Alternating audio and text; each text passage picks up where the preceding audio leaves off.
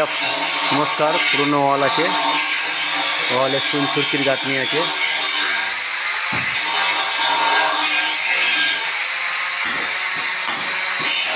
তো এখানে প্রথমে আমি কেমিক্যাল কোটিং করবো।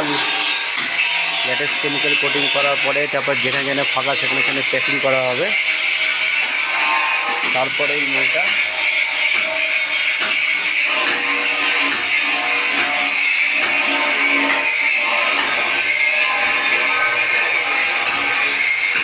তারপরে এই ম্যাটেরিয়ালটা ইউজ করা হবে কম্পাউন্ড করে, এই কম্পাউন্ড করে দেয়ালে আর ড্যাম্প আসবে না, দেয়ালটা শক্ত মজবুত হবে, শক্ত হবে। এইভাবে কাজটা হবে। নেক্সট টাইম যেভাবে কাজটা হবে আমি দেখাবো কাজটা কীভাবে হচ্ছে।